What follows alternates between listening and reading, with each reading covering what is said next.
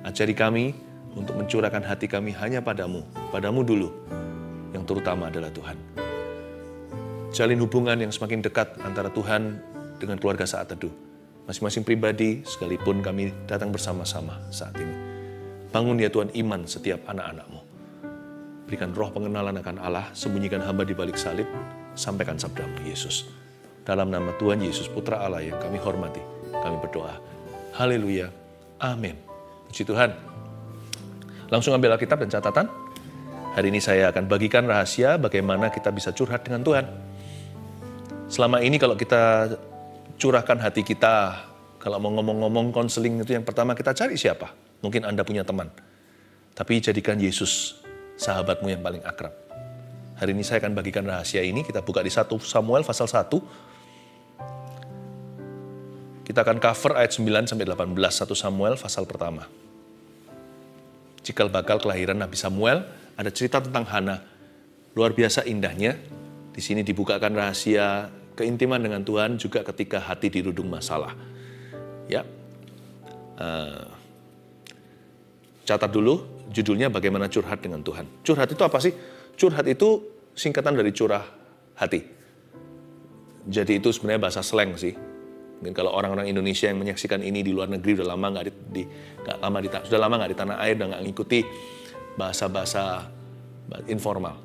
Ya, artinya mencurahkan hati seseorang itu ada di Mazmur 62. Nggak usah dibuka. Nanti kita akan baca 1 Samuel pasal 1, 62 ayat 9 di Mazmur itu berkata begini. Percayalah kepadanya, hai umat, di setiap waktu. Jadi Tuhan bicara sama jemaat, hai jemaat, jemaatku, jemaatnya Kristus, percayalah kepada Tuhanmu setiap waktu. Jangan sekali-kali, kadang-kadang, setiap saat, segala musim kehidupan, termasuk ketika hati dirudung masalah. Dan curahkanlah hatimu kepadanya.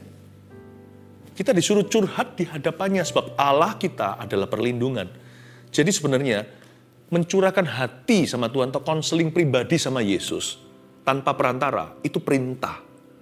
Itu bukan saran loh ya. Karena Mazmur 62 ayat 9 berkata, percayalah, lalu curahkanlah hatimu di hadapannya.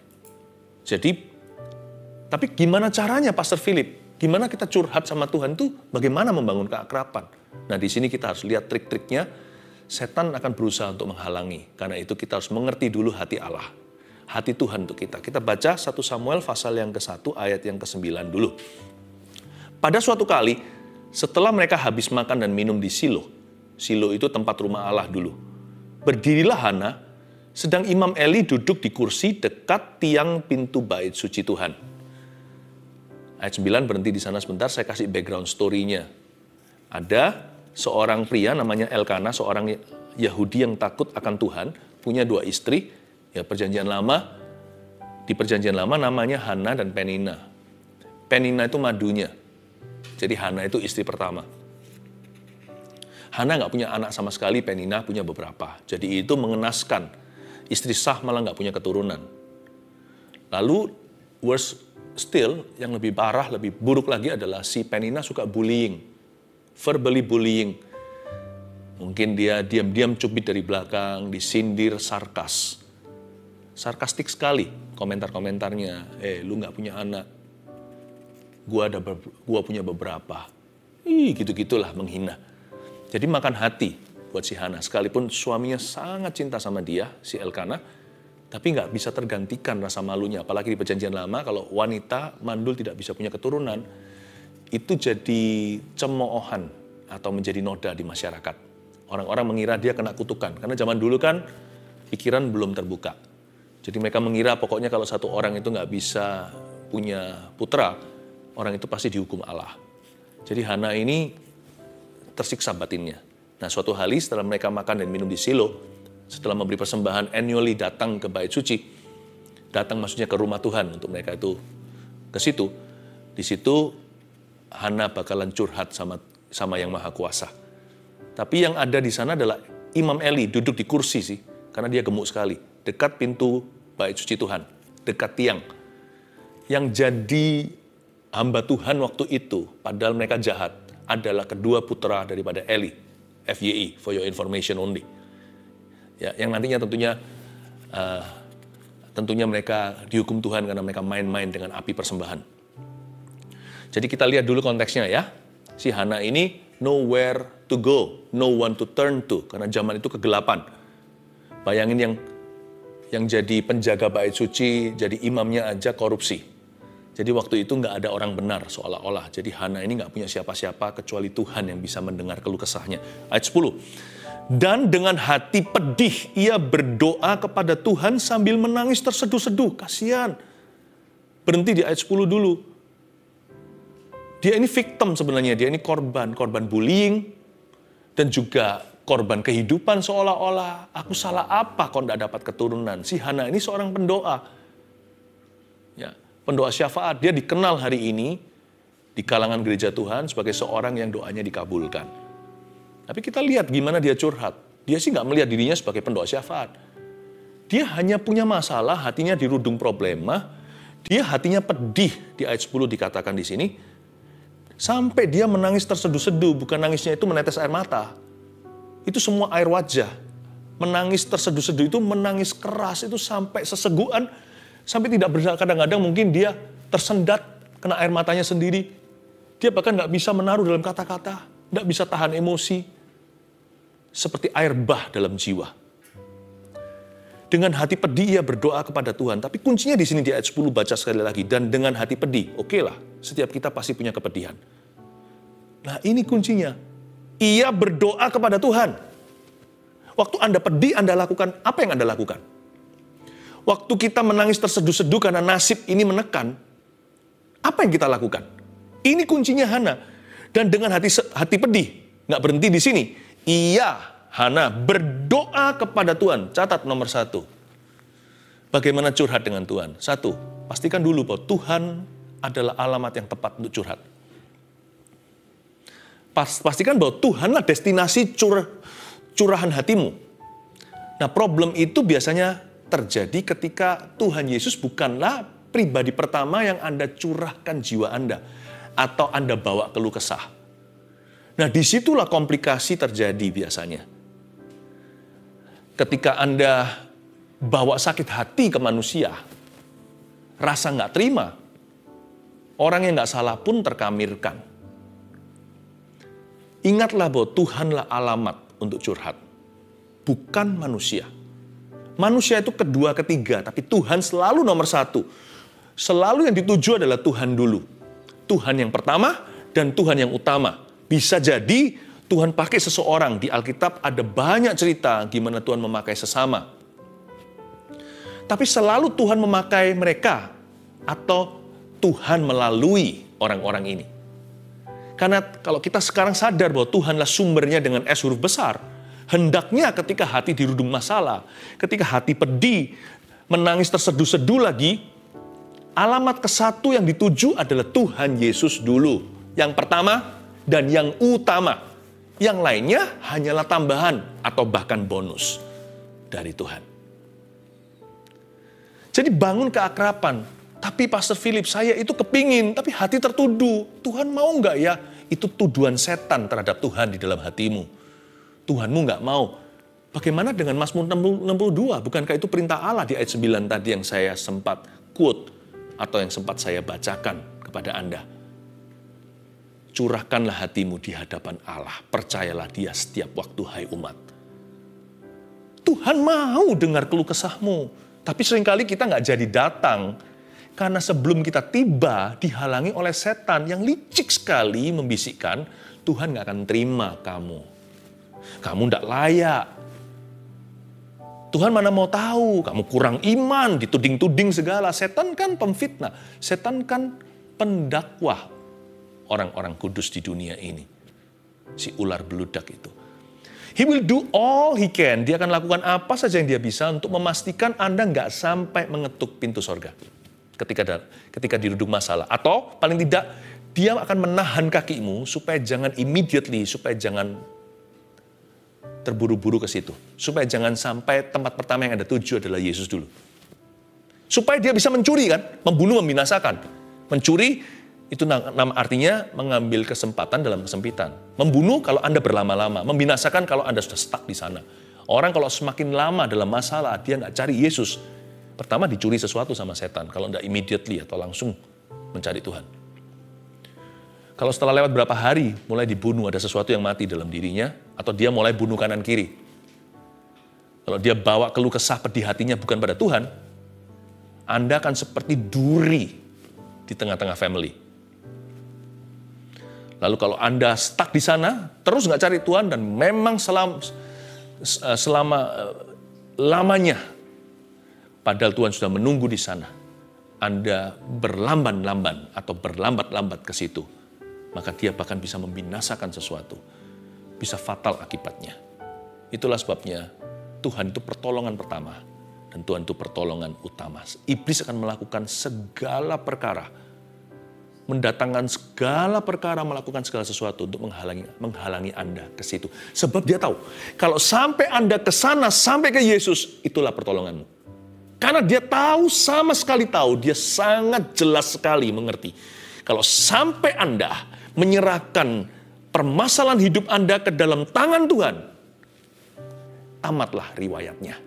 Maksudnya, habislah setan. Mungkin Anda nggak langsung dapatkan yang Anda mau atau dijawab doanya detik ini. Tapi siapa yang jatuh ke tangan Tuhan akan dibangun oleh Roh Kudus. Dia mengerti itu. Dan dia takut kalau Anda dan Tuhan bersatu dalam permasalahan. Atau dalam kehidupan tentunya. Jadi pastikan yang pertama, Tuhan adalah alamat yang tepat untuk curhat. Kita lihat ayat 11 sekarang, kita baca. Kemudian, next maksudnya, bernasarlah Hana, katanya, Tuhan semesta alam, jika sungguh-sungguh engkau memperhatikan sengsara hambamu ini, dan mengingat kepadaku, dan tidak melupakan hambamu ini, tetapi memberikan kepada hambamu ini seorang anak laki-laki, spesifik sekali, maka aku akan memberikan kepada Tuhan, aku akan memberikan dia kepada Tuhan untuk seumur hidupnya, dan pisau cukur tidak akan menyentuh kepalanya. Tunggu sebentar. Memang ini doanya spesifik. Padahal kalau orang lagi hatinya pedih itu kan susah untuk berpikiran objektif. Jadi saya tahu bahwa untuk dia bisa berdoa begini butuh konsentrasi yang tinggi. Tinggi nggak cukup, super tinggi. Jadi dia harus fokus. Doa itu nggak boleh asal-asalan, nggak boleh setengah-setengah. Tapi yang membuat saya lebih kagum dengan doa Hana atau tekad hatinya adalah, seperti yang saya katakan tadi kan, kalau dia ini menangisnya terseduh-seduh itu berarti kan emosinya sudah lepas seperti air bah, udah nggak terkendali rasanya, hati ini nggak bisa lagi ditahan. Dan untuk dia bisa, pernah nggak Anda menangis dengan hebat, Anda mau ngomong sesuatu susah kan? Kok dia bisa selesaikan kalimat? Berarti orang ini betul-betul berusaha untuk menata kata-katanya waktu dia berdoa. Sekalipun perasaannya nggak keruan, dia pastikan akal budinya tetap tertuju pada Kristus. Dan dia pastikan juga bahwa dengan segenap pikirannya dia mengikut Tuhan di masa-masa seperti itu. Kembali ke ayat 11 kalimat pertama. Garis bawahi, kemudian bernasarlah ia, katanya. Poin kedua, bagaimana curhat dengan Tuhan. Yang pertama tadi adalah Tuhan adalah alamat yang tepat untuk curhat. Yang kedua, taruh perasaan dalam satu kalimat. Usahakan untuk Anda menaruh seluruh perasaan tidak keruan itu into one sentence at least, dalam satu kalimat. Kalau Anda baca, kalau Anda sungguh-sungguh seksama, ayat 11 itu yang dikatakan oleh Hana, kemudian bernasarlah ia, katanya, lalu bla bla bla di bawah seluruh kalimat tadi, termasuk doanya yang spesifik dia minta anak laki-laki. Hana ini hanya mengucapkan satu kalimat loh. Memang agak panjang sih. Semua hanya dibubui koma. Tidak ada titik, lalu titik terakhir itulah akhir ayat 11 sebelum ayat berikutnya kita bahas. Hana tidak terlalu banyak bicara. Orang kalau hatinya pedih, dia nggak jual kata-kata. Dia nggak bergantung dengan kata-kata bijaksana atau susunan kalimat. Dia bisa ngomong sesuatu ke Tuhan aja dalam bahasa dimengerti oleh akal budi aja susah sekali. untuk bisa menyelesaikan 3 kata dalam satu kalimat aja dengan suara sesenggukan yang isi air matanya bukan di mata lagi, di mulut, di hidung. Itu susah sekali. Karena Hana ini nggak hanya bicara di hati. Karena mulutnya komat kamit juga. Itu yang membuat nanti Eli salah mengerti. Dia berusaha untuk ngomong. Bukan diam, jangan pasif ketika Anda hatinya berat. Usahakan untuk memuji meskipun susah untuk memuji Tuhan. Makanya namanya korban pujian. Kayak tadi nyanyi pakai gitar atau keyboard. Atau Anda hanya dengarkan musik yang mengiringi. Atau nggak ada sama sekali hening cipta. Tapi Anda mencoba nyanyi. Saya pernah loh dengar orang yang pedih hati mencoba memuji Tuhan. Terharu sekali. Kalimatnya nggak jelas tapi dia berusaha untuk mengucapkan. Dan Tuhan menghargai iman seperti itu. Taruhlah perasaan Anda itu dalam satu kalimat. Panjang nggak apa-apa. Dengan demikian Anda menemukan focal point anti blundernya ketemu di dalam jiwa.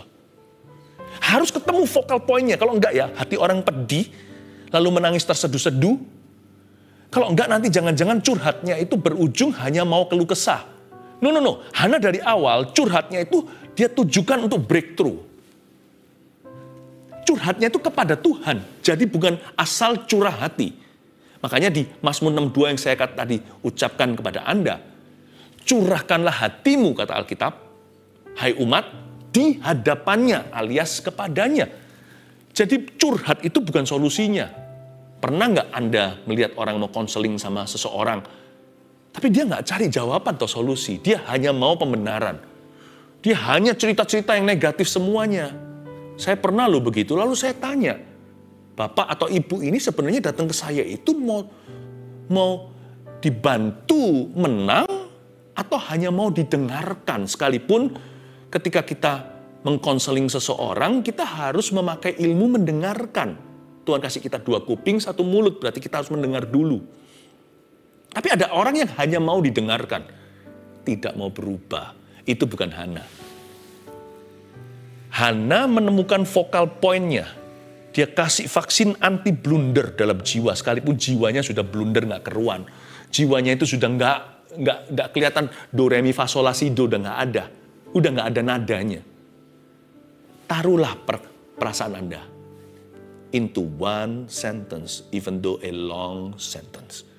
Kalau Anda baca tadi, Tuhan semesta alam, jika sungguh-sungguh Engkau memperhatikan sengsara hamba-Mu ini, dan mengingat kepadaku, dan tidak melupakan hamba-Mu ini, tetapi memberikan tetapi memberikan kepada hamba-Mu ini seorang anak laki-laki, belum tutup kalimat, maka aku akan memberikan dia kepada Tuhan untuk seumur hidupnya, dan pisau cukur tidak akan menyentuh kepalanya, titik. Just one sentence, amazing prayer. Makanya doa orang benar bila dengan yakin didoakan itu bedanya sama doa orang fasik apa? Orang Farisi suka bertele-tele. Orang benar itu one sentence. Tapi dia compact masukkan di situ seluruh protein keluh kesahnya. Dengan tujuan, Lord, this is what I want. This is what I'm struggling with. Ini yang aku inginkan, ini yang aku gumuli. Aku cari Tuhan. Terimalah keluh kesahku yang berujung keselamatan. Ya? Ayat 12. Ketika perempuan itu terus-menerus berdoa di hadapan Tuhan, maka Eli mengamat-amati mulut perempuan itu. Eli ini lucu. Lucu bukan untuk kita ketawa. Lucu yang membuat saya berkata, kok dia nggak peka? Ketika perempuan itu terus-menerus berdoa, ayat 12, di hadapan Tuhan. Terus-menerus loh ya berdoa. Dia nggak berhenti. Sampai kapan? Pertanyaannya. Nanti kita lihat. Ada titik balik. Ketika perempuan itu terus-menerus berdoa di hadapan Tuhan, maka Eli mengamat-amati mulut perempuan itu. Ada apa dengan mulutnya? Dan karena Hana berkata-kata dalam hatinya dan hanya bibirnya saja bergerak-gerak. Bibirnya itu bergerak-gerak. Tetapi suaranya tidak kedengaran. Maka Eli menyangka perempuan itu mabuk. Nah, ayat yang ke-12 ini catat dulu poin ketiga.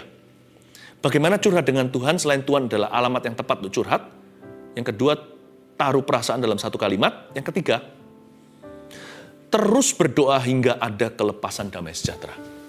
Jadi si Hana di ayat 12, perempuan ini terus-menerus berdoa di hadapan Tuhan, sampai-sampai Eli salah paham. Dia mengamati mulut perempuan itu yang komat kamit, bibirnya bergerak-gerak sendiri. Sedangkan Hana sedang berdoa deep in her spirit. Dia sedang bergumul sangat dalam di dalam hatinya. Tapi suaranya nggak kedengaran. Maka Eli menyangka perempuan itu mabuk. Di dalam ayat-ayat yang kita baca barusan ini, di dalam konteks poin ketiga terus berdoa hingga ada kelepasan damai sejahtera. Kita melihat there is such a thing, ada yang namanya deep prayer. Kita mengerti deep worship atau penyembahan yang dalam sekali. Ini doa yang sangat mendalam. In the New Testament, saya kok teringat di perjanjian baru yang namanya glossolalia. Glossolalia itu bahasa doa dalam bahasa roh atau bahasa lidah. Bukan bahasa roh yang diterima untuk menjadi pesan kepada seseorang yang harus diterjemahkan, tapi bahasa roh yang membantu kita dalam pergumulan. Roma 8, 26 dan 27 bunyinya begini, nggak usah dibuka. Saya hafal, saya beritahu Anda dulu untuk singkat waktu. Demikianlah Roh Kudus, R huruf besar, membantu kita dalam kelemahan kita, sebab kita sebenarnya tidak tahu bagaimana harus berdoa. Tetapi Roh itu berdoa bagi kita dengan keluhan-keluhan yang tak terucapkan. Keluhan-keluhan yang tak terucapkan itu bukan berarti tidak mengucapkan keluhan-keluhan itu. Keluhan-keluhan yang tidak bisa diucapkan dengan bahasa manusia yang kita tahu. Tidak ada language known to man, tidak ada satupun bahasa yang ada dan eksis yang ada di dunia ini yang bisa mewakili perasaan kita waktu itu.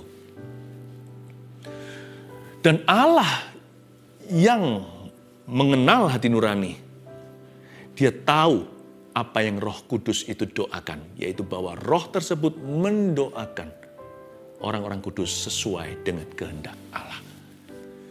Jadi persis seperti yang kita gumulkan. Kita tidak bisa taruh dalam bahasa. Ada waktunya, ada orang tertentu berkata, pokoknya aku nggak bisa jelaskan. Tambah dipaksa, tambah nggak keluar. Allah yang membaca nurani itu artinya inilah deep prayer, doa yang begitu mendalam. Bukan lagi hati ke hati. Hati sendiri nggak mengerti kok apa yang sedang dia rasakan. Tapi roh ke roh. A spiritual prayer. The spirit prays. Roh kita berdoa dengan keluhan-keluhan yang tak terucapkan namun diutarakan. Itulah yang Eli lihat. Komat kamit. Perempuan itu mulutnya bergerak-gerak. Hanya bibirnya yang kelihatan bergetar. Memang yang dialami oleh Hana ini di perjanjian lama belum ada pencurahan Roh Kudus Pentakosta. Tapi coba bayangkan. Hana aja berdoa dengan sebelum zaman pencurahan Roh Kudus aja didengarkan. Apalagi hari ini orang-orang yang sudah dipenuhi sama Roh Kudus. Saya yakin doa Anda pasti akan didengarkan oleh Tuhan. Teruslah berdoa. Sampai kapan? Hingga ada kelepasan damai sejahtera. Saya jadi ingat karunia itu. Jadi kalau Anda yang belum menerima bahasa roh, belum mengalami namanya baptisan Roh Kudus dengan tanda berbahasa lidah, minta pada Tuhan. Tuhan beri kok. Nggak mungkin Tuhan kasih kalajengking kalau yang minta roti. Tuhan nggak mungkin kasih ular yang minta air. Ayat berikutnya, ayat 13. Lalu kata Eli kepadanya, berapa lama lagi engkau berlaku sebagai orang mabuk? Aduh Eli kok begitu, lepaskanlah dirimu daripada mabukmu. Tetapi Hana menjawab, bukan tuanku, aku seorang perempuan yang sangat bersusah hati. Anggur ataupun minuman yang memabukkan tidak ku minum, melainkan aku mencurahkan isi hatiku di hadapan Tuhan. Mari kita praktekkan jangan menghakimi orang ketika mereka dalam pergumulan. Termasuk orang yang suka menilai menurut pengertiannya sendiri. Khususnya orang-orang yang berdoa in deep prayer, berdoa di dalam bahasa roh atau bahasa lidah. Just because you don't understand, just because hanya karena kita belum mengerti sesuatu, bukan berarti sesuatu itu tidak ada. Kalau saya bicara bahasa Jepang sekarang pada Anda, bagi orang yang tidak pernah dengar bahasa Jepang itu seperti nonsense, tapi dari sisi sananya, di sisi sananya orang yang mengerti bahasa Jepang itu berarti sesuatu. Bahasa lidah juga seperti tidak ada artinya. Tapi dari sisi Allah yang membaca nurani. Dan yang mengutus Roh Kudus untuk membantu kita berdoa dalam kelemahan kita ketika kita tidak tahu bagaimana berdoa.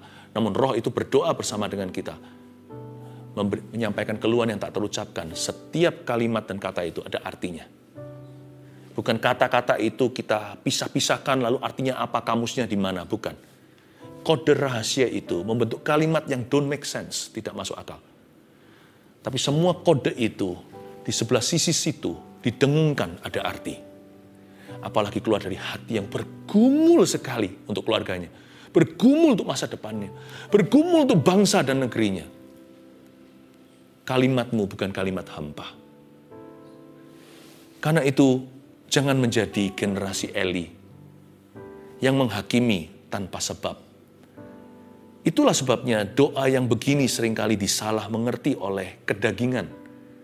Manusia kedagingan atau Kristen lahiriah yang tidak mengerti pekerjaan dan karya Roh Kudus. Saya ingin sekali menguatkan Anda, kalau Anda memang harus berdoa demikian, jangan izinkan orang lain menghakimi. Jangan marahi mereka jika mereka menghakimimu.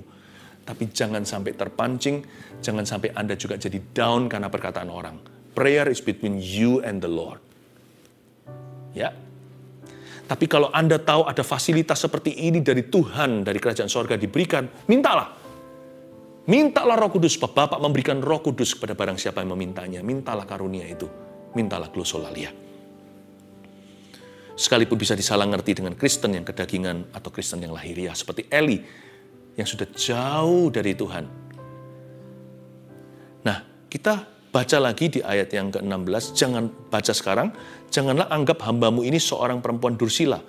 Sebab karena besarnya cemas dan sakit hati aku berbicara demikianlah lama.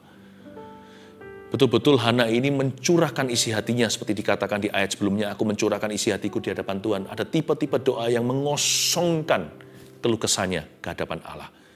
Dia betul-betul selesaikan blundernya. Dia bisa temukan focal point untuk bisa menjelaskan apa yang dia mau atau apa yang dia gumulkan. Tapi logika hanya bisa menjamah sekian jiwa. Yang terdalam sampai roh kita, beban hanya bisa diangkat ketika kita berdoa, bukan lagi dengan akal budi semata-mata, tapi dengan segenap hati kita curahkan jiwa kita di hadapan Allah. Hana tidak berhenti sampai menemukan satu kalimat yang dia sampaikan.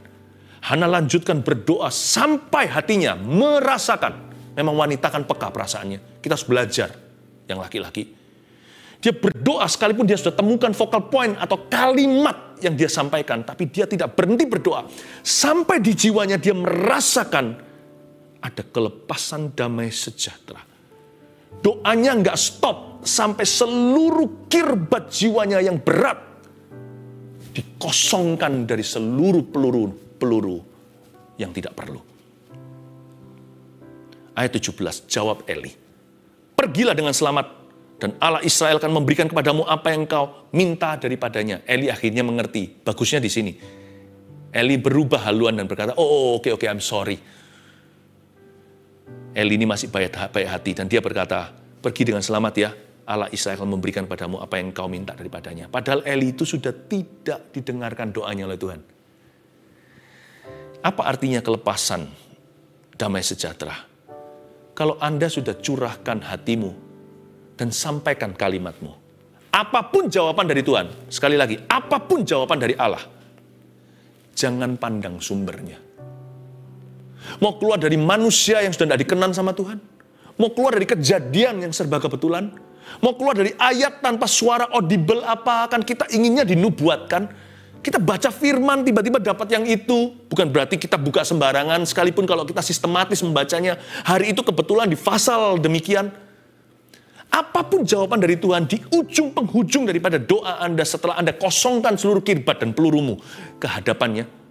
Whatever God answer will be, apapun jawaban dari Yang Maha Kuasa, jangan pilih-pilih dan jangan pandang sumbernya. Jangan pandang kendaraannya. Siapapun yang membawakan jawaban ke pintu Anda, keledai daripada Bileam pun jadi kalau perlu keluar dari mulut babi, mutiara tetap mutiara dari sorga.